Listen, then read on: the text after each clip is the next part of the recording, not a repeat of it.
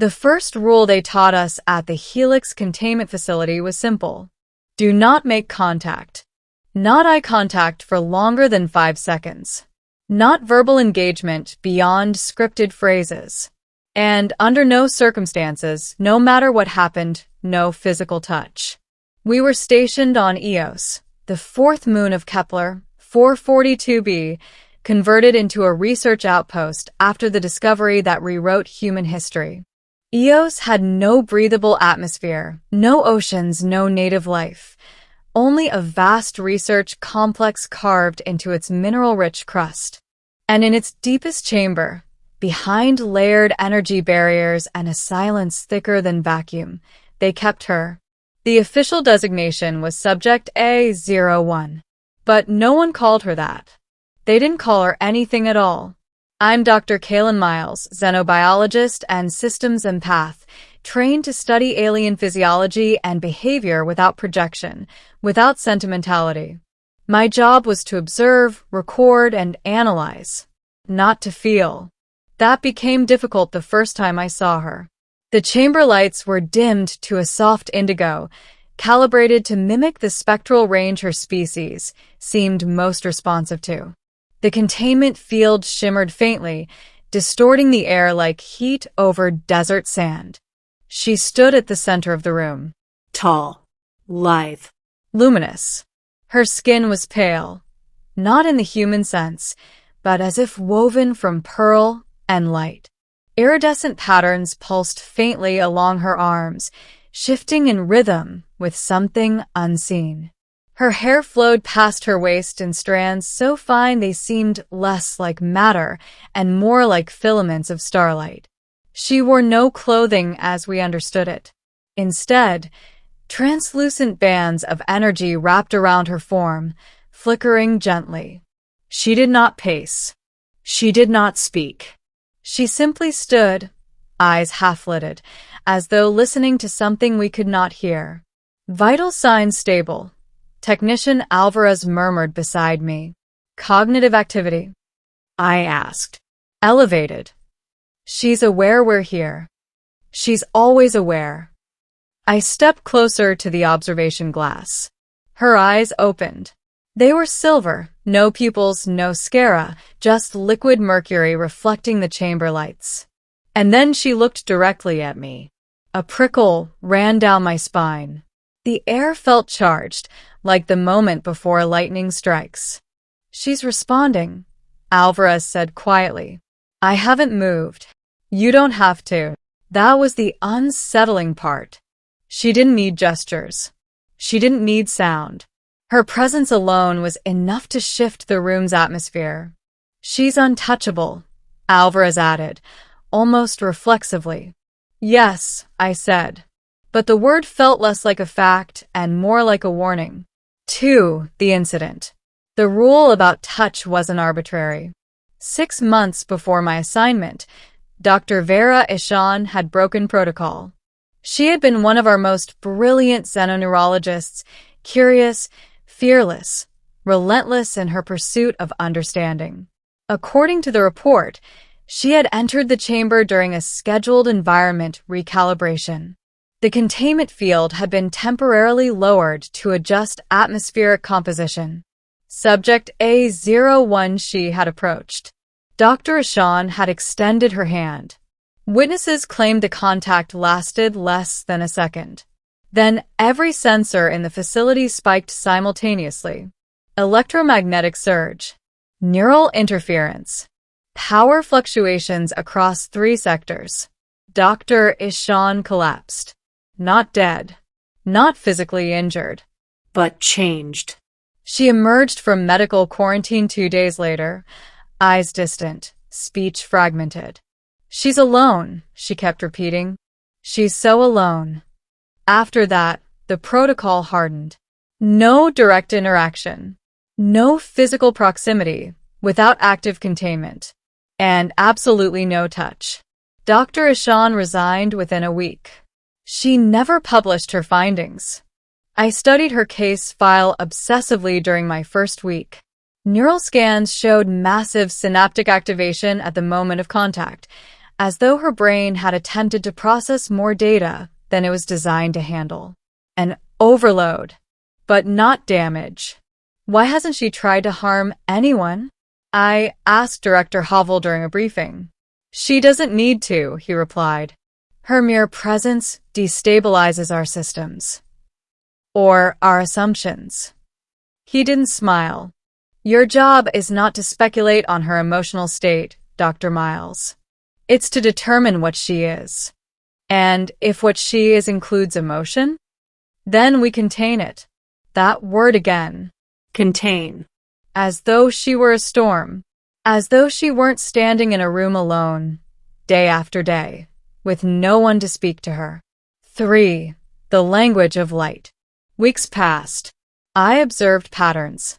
Her bioluminescent markings intensified when staff entered the chamber perimeter. They dimmed when the room was empty. When I began speaking aloud, simple statements about time, weather patterns on Earth, the hum of the station, her posture shifted subtly. She tilted her head, listened. She's responding to vocal frequencies, I noted. Or reacting to vibrations, Alvarez countered. Same difference. I began visiting daily. Not to experiment, to talk. I'm Kaylin, I said one evening, standing beyond the containment field. I study living systems. You're the most extraordinary one I've ever encountered. Her gaze lifted from the floor. You're not a specimen, I continued softly. At least not to me. Her markings brightened. Just slightly. That night, the station's power grid registered minor fluctuations centered around her chamber. Correlation doesn't equal causation, Director Havel warned. But I wasn't looking at the grid. I was looking at her. At the way her shoulders eased when I spoke. At the way her eyes tracked my movements. She understands, I said. Or she's mimicking. Is there a difference? For the day she spoke. It happened without warning. I was mid-sentence, describing Earth's oceans, their color, their scent, the sound of waves against rock. You miss it. The voice was soft, not transmitted through speakers, not echoed in my mind. Spoken. I froze. Alvarez dropped her tablet. I started. You miss it, she repeated, her pronunciation careful but clear. My heart pounded. Yes, I said. I do. Her eyes narrowed slightly, studying my reaction. Why? Because it's home. She seemed to consider that. Home, she echoed. The word lingered in the air between us. What's yours? I asked. Her luminescence dimmed. Gone. The single syllable carried weight far beyond its brevity. Destroyed. I asked gently. She shook her head. Fading. Her fingers brushed the containment field. It rippled faintly. We came, she said slowly, seeking resonance. Resonance with what? With you. The room fell silent. With humanity? I clarified. With life that stands apart. Alone in self. I frowned. You're not alone? Her gaze met mine. Not until now. V. The truth of her kind. Over the next month, her speech improved. Her name, she told me, was Alira. Her species called themselves the Lithari, a collective consciousness spread across vast distances through bioquantum resonance. They did not rely on spoken language. They shared thought and sensation through direct neural contact. Touch was not intimacy. It was communication. When we touched your scientist, Alira said carefully, we did not harm. We shared. Shared what? Everything. I thought of Dr. Ishan's fractured expression. She wasn't ready, I said. Your minds are loud, Alira replied. Separated. Fragmented. And yours aren't. We are chorus. The idea unsettled me. An entire species without isolation. Without silence. And now? I asked. She looked around the chamber. I am single note. The loneliness in that phrase pierced me. You're cut off from them? I asked. She nodded. Our star weakens. Distance grows. I remain to find bridge. A bridge to us. Yes. And touches that bridge? It is truth. I glanced at the containment field. We're afraid of that truth. Her eyes softened. Fear is loud. 6. The choice. The decision didn't come in a dramatic flash. It crept in slowly, like dawn through curtains. Each day I stood at the barrier, speaking, listening, watching her glow dim and brighten with emotion. Each day the distance felt more artificial, more cruel. Director Havel scheduled her transfer to a higher security facility on Mars. Further isolation, deeper containment. She's destabilizing morale, he said. She's evolving, I countered. She's unpredictable. She's reaching out. And you're projecting. Maybe I was. But when I looked at Elira, I didn't see threat. I saw a being who had crossed interstellar darkness alone, searching for connection. On the night before her scheduled transfer, I dismissed Alvarez early. I'll finish the observation log, I said. She hesitated. Don't do anything reckless. Define reckless. Don't become the next case file. When the chamber was quiet, I stepped closer to the containment controls. My reflection stared back at me in the glass, tired, uncertain, afraid. Fear is loud, I murmured. Elira approached the barrier. Kaylin, she said. I don't want you taken somewhere you'll disappear, I told her. Disappearance is not death, she replied. It is silence. The word echoed in my chest. Silence. I reached for the control panel. The containment field hummed, then flickered. Alarms did not trigger, yet. The barrier dissolved. Air shifted. The space between us was suddenly unguarded. Elira stepped forward. She was taller than I realized, close enough that I could see faint constellations shimmering beneath her skin. Kaylin, she whispered, not as warning, but as question. My hand trembled. If this harms you, she said softly, I will withdraw. I know. And if it harms you? I exhaled slowly. Then at least we'll know. I reached for her. 7. Contact. Her skin was warm. Not like human warmth, more like standing in sunlight after a long winter.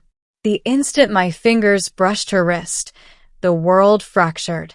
Light exploded behind my eyes, not blinding, but expansive. I felt oceans I had never seen. Skies streaked with colors beyond human spectrum. The hum of a billion minds intertwined in harmonic unity. And beneath it all, grief. The Lithyri star dimming.